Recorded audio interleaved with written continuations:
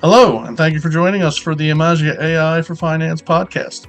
Emagia is a leading provider of order-to-cash solutions that are AI-based for faster and bolder decision-making.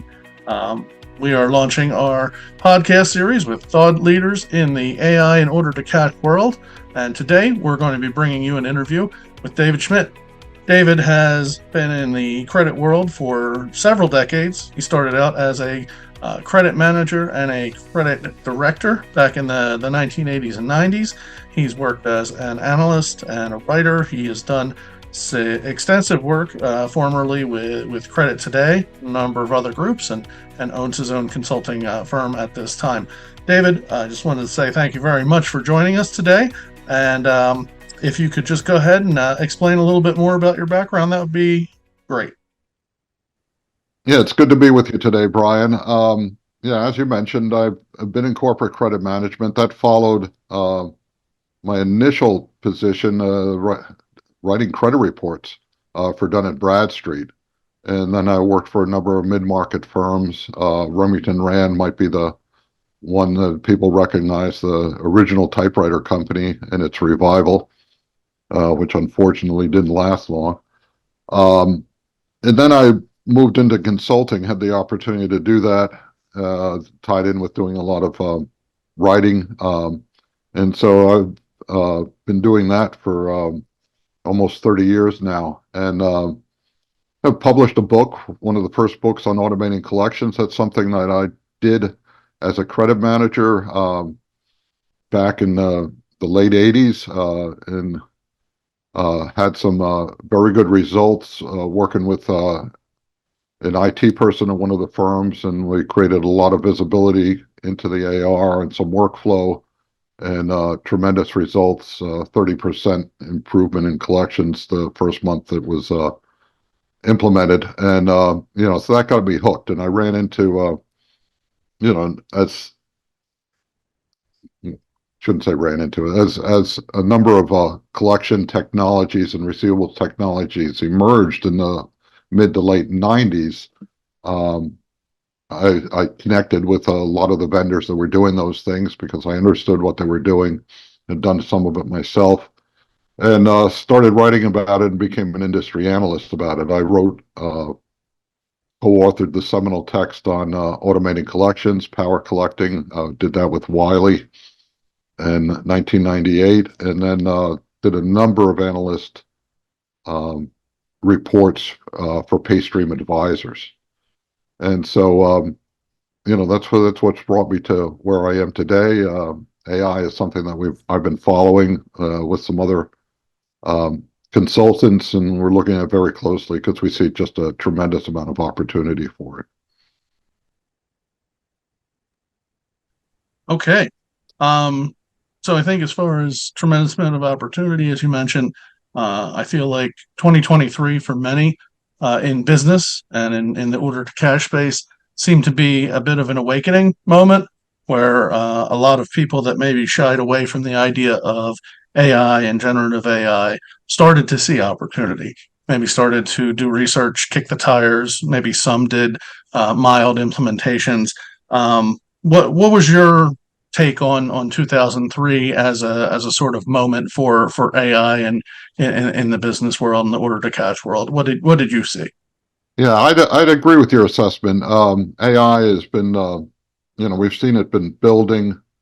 Um, we certainly see it's being used in the consumer collections area, credit collections area, and for whatever reasons, that would be another podcast.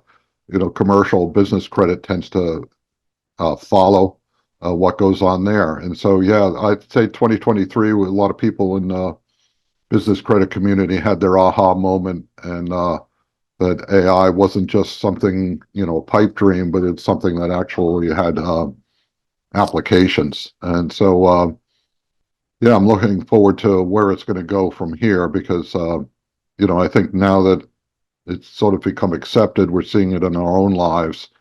The time has come to take advantage of it, and in business credit in terms of how we do things and how we might be able to do things better, because that's what it's all about. Great. So, as far as adoption goes, do you feel like 2024 is the year where there is going to be this sort of business and finance in order to catch mass adoption of AI type solutions and products and basically things to act as a co-pilot, and make their jobs easier? Or do you feel like there are still obstacles, friction, resistance that are kind of keeping people at bay still just a little bit? Where do you see things going? Well, it's going to be a little bit of some of both. We've seen with technology adoption through the years that there are those early adopters that are probably right now ready to adopt AI. Probably some have already done it, and they're looking at how they might use it. And so I think we're going to see those people, the early adopters, and maybe some of the people who are in the wait and see attitudes that have companies that are uh, have a lot of foresight in doing company-wide applications. I'm going to see some of them adopting it as well, because there'll be an opportunity to leverage AI coming from other areas. And that's sort of a pattern we've seen in the past. So I think that's what 2024 is going to be. 2025, I think we'll see much more general adoption of AI, but it's going to come in, it's going to be two steps forwards, a step back type of things. AI isn't something that you just say, okay, we're going to make our whole credit department AI enabled. It's something that's going to be much more specific in terms of the tasks or the applications that are used, the problems that need to be solved. And I think that's the opportunity in 2024 is to solve some of the bigger problems that are out there. You mentioned early adoption, and I know a lot of people talk about quote unquote first mover advantage kind of thing. How big of an advantage and how helpful do you think it is to be early in something like AI for businesses and for order to cash? I think it could be pretty substantial. We saw that with the collection software. There was one case study I was involved in with a sporting goods manufacturer, and they adopted it, collection software out of desperation. Their staff was being cut by 40%, and they had to do something to handle what they were doing. And as a result of their adoption and their results, within 2 years, probably two-thirds of their other members of their sporting goods industry group had adopted it as well, because they saw how much that had benefited them. And frankly, if they hadn't adopted it, they would have all been lagging on the collections end, because this one company would have, did get the jump on them in effect. So, that type of thing's going to happen. I don't know if it'll be as dramatic as that, but, we see studies from people like Hackett Group that look at people that implement best practices in terms of AR adoption and customer service focus. And we see that they very much outperform the other people. The top quartile is well above, the baseline average credit department. And so we see that AR performance can be affected to a tremendous extent. In the case of AI, we've seen it already in terms of cash applications and the matching process there. That was a heavy algorithmic solution for years, and which was great. Great benefits from that. AI makes it so much easier, makes it accessible to many more people. So that, there's going to be some areas like that I think it's going to be easier for people to choose to adopt AI. And there's other areas that are going to be much newer in concept that they're going to be hesitant on. And I think that's where the early adopters will, sort of have to plow the field first, and then you'll see the others come in. Okay, so as far as those who are adopting, or those who are openly talking about implementation and what they're going to be using in 2024 and have real concrete plans there, um, you kind of see what's out there. Do you think people are getting the best advantage possible out of AI in the order to cash space, or is it possible that there are use cases that people are missing and really just not tapping into that they could and get great value out of? Yeah, I'm not there hasn't been enough written. I don't think there's been enough information shared for people to be fully aware of all the options that are out there. Um, and so, there's going to be some low-hanging fruit, and I think they'll take advantage of that. So, some of the stuff we're all doing already in terms of credit and collections, we're going to be able to do better. And I think the software vendors are going to, certainly have jumped on that, and they're going to provide those solutions. So the credit managers might not see those so much on the surface, but they're going to see it. It's going to be there. We have, AI chatbots, AI agents that can help benefit you. So several of the software solutions provide that type of thing, and so that provides an area for asking questions and decision support and things like that. And so that's going to be out there, and there's going to be benefits there. But I think there's other areas that people should focus on. And actually, before I get to those, let me say I sort of see three areas where AI comes into play. So let me give you that. First is the general desktop things that everybody's going to have an advantage with that, we're all seeing. So we're all familiar now with ChatGPT and some of the other products like that. Things like Otter AI as well that can take a recording, or it can record in real time and give you a transcript. You can then take ChatGPT or some other large language model, and say, please give me a summary of this recording, and please outline the action steps that need to be taken and who needs to take those action steps. So that's, sort of a secretary in a pocket type thing. It's extremely useful. I use that in other applications, in other ways, not in a credit environment. I'm using that type of thing, with interviews and writing. And it's extremely useful and time saving. And, those type of things are there, and we're going to get comfortable using them. And there's going to be different variations of that. And I think that leads us into, so that's the one area. The second type of area is the more traditional credit things. I talked about that already. So, we have the cash applications. I think cash forecasting is something else where we can do that a lot easier with AI. And then there's new areas that we're going to discover and find out. And these get a little more complicated sometimes, though some might be obvious. One area I think we first need to look into is the, places where there's a lot of manual activity or bottlenecks or things that take a lot of time to handle. One area I've observed there's been a lot of time in credit departments, and this is from a survey at Credit Today, was in the area of handling emails. And when collection software came out, the biggest problem people had was the follow-up. You'd make a call, and then all the other things you had to do to, get documentation to the customer, recording it, and everything else. Follow-up was taking the most time, and part of the effectiveness of collection software was the time reduced in terms of preparation and follow-up, and that allowed more time for collections. So, but that was all really before emails.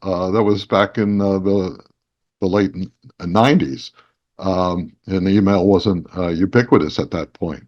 Now we're actually we were sending out the correspondence by faxes at that time, for the most part. So now that emails have come in and they become such a intrinsic part of our daily workflow, we find that credit managers spending 3.5 to 4 hours a day, some of them even more than that, responding to emails. And this is something that AI can do, at least many of the emails. So you have requests for documentation, requests for invoices, requests for delivery receipts, things like that. The AI should be able to, read the email, say, oh, this is what they need. Go find the invoice in the ERP system, and then send an email, customized email back to the customer, with the the proper credit analyst or collector's name on it, and say, here's the information you requested. Also the routing of emails and the handling of emails related to deduction issues and all. A lot of that can be automated and with AI, and frankly save a lot of time. So that's something that I think needs to be looked into. And that's sort of a cross between credit and the secretary in the pocket type of thing. And I think we're going to find more of those. But then going back to the credit and collection activities, I think we can get much more sophisticated in what we do there, and that's going to be the third wave or something like that. And that would be things like, okay, I can start predicting cash flow. So let me start and we do that by predicting payments of customers. We have a lot of information on customers, their payment patterns, and how they pay. So based where they are in the collection cycle, what's been done to prompt them to pay more, and how they react to that, we got a pretty good idea when we can expect they would pay. We also will have a pretty good idea of when we expect them to order next. And so we can start looking at situations that might come into play that would cause us, that we'd have to react to in the past, and now we can get reactive to that. And the obvious one, given those two cases, is the customer places an order before they've paid, and that order will put them on credit hold. So now we see this is going to happen. If these things happen as per the usual way things go, we're going to have a credit hold here. So what can we do to get around that credit hold, get the customer their goods, and in the meantime get the customer to pay us faster? So those type of situations, I think AI can help us with, and that's that stuff gets exciting, and that's putting our collection efforts really up to another level. And it makes us preventative rather than reactive. That is all very exciting. I mean, that's a lot to take in, and a lot of options that order to cash professionals and CFOs and anybody in the business world can really like sink their teeth into. I guess my next question is, how do we start to get there? How do people in the order to cash profession or CFOs get better educated on AI and solutions that are available, and get them involved in their company, as quickly as possible? Yeah, I think there's two components to that. One is we need to start using it. Even if it's just using it, using ChatGPT to summarize, meetings. It gets us familiar with it and helps us start using it. We start using it in the cash applications area, so that before you needed a certain amount of, volume for cash application automation to really benefit. Now that volume is much less, and we can start applying AI there. So we can start by, using AI just sort of on a desktop personal level, and on certain other areas where we've already seen it used in credit collections, and we get familiar with it there. And then we can start looking at where the opportunities are to really leverage it further within our credit collection departments. And that's when we bring in the extra sophistication. But some of those opportunities, as I said, like emails, that could be low-hanging fruit. Other places where we have a lot of blockage, we have a lot of deductions coming in, and we're just not handling all of them. Well, how can we apply AI to that? If only just to sort them out, so we can group and attack different issues at the same time. I think there's a great opportunity for AI in the deductions area to help identify the core issues, and obviously the items related to those core issues, and so sort of divide and conquer type approach can be taken there, and ultimately that helps you improve. Hopefully it's going to improve your order fulfillment and invoice accuracy, which eliminates those deduction issues to a large extent. And so that's one thing, fewer deductions then. And the other thing is resolving the deductions that do come through much, much quicker, because that's important to do, and picking up on them sooner of what's going on there. And when we look at automation, we need to look at, how we can really leverage it. Sometimes I've seen credit managers want to use automation to do things that really aren't core. And they really need to rethink things and to realize what are the core issues. And some of that starts with looking at the makeup of their AR portfolio. And from my vantage at Credit Today, as an editor there and doing surveys with them, one of the things that credit managers haven't been doing enough of is really in-depth portfolio analysis. They monitor the portfolio, the accounts in the portfolio. They do account reviews, but the ongoing portfolio analysis, that's an opportunity I think missed. And that's a precursor to using AR much more extensively. So once you get to know the makeup of your portfolio and where the risk is in there, and AR can help you with some of that, then you can start looking at solutions and putting in systems and protocols in place to really improve your AR performance. Excellent. Thank you for that. Well, last question for you today with this episode of the podcast.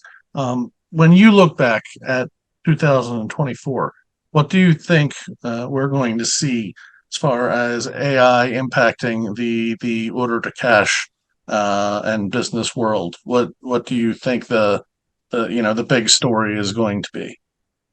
Yeah, I think there's probably going to be a few big stories. We're going to see successes, and that's going to drive. The early adopters are going to see successes. We're going to be able to see what those were. We're going to see the type of returns we get from those, and that's going to drive more innovative uses of AI, and it's going to drive more adoption of other people to do those same types of things. And I think we're going to see a lot more in the portfolio analysis area, and that's an area where there's a real opportunity because frankly we fly blind there, and to a large extent we don't see risk accumulating in our receivables until there's a problem on an account. But I think we're going to be able to see what's going on with risk and the levels of risk. And AI is going to, what would take a lot of number crunching in the past is going to be able to be done much more easily. And, maybe simply by asking your AI engine a question, and it goes in and does the information for you. So, if I want to improve my AI, I might say, I might ask the AI engine to say, what are the main customer types in my portfolio, or even specify. So we have retail chain store accounts, we have distributors, and we have small mom and pop shops in our portfolio. Those are the three main segments. How much risk is in each, and what have been the trends in each? And that type of question, and the answers that you get from that type of question are, going to be enlightening. And so maybe what we're going to see is we're going to learn how to ask the AI engines questions. Maybe that's what it comes down to, because we know from management itself that it's not always about having the answers. It's about being able to ask the right questions. And when we get familiar enough with AI and we can ask the questions in the proper way, I think we'll get the answers that were always there, but weren't as easily seen. And that's going to be a big help. And so that moves us from much more reactive credit and collections to much more proactive credit and collections, and that's going to be a big benefit. Okay, well, David, I know you're very busy, so thank you so much for sparing some time to talk with us today. This was a great conversation, and we look forward to hearing from you again in the near future. It's been a pleasure talking with you, Brian. Thank you.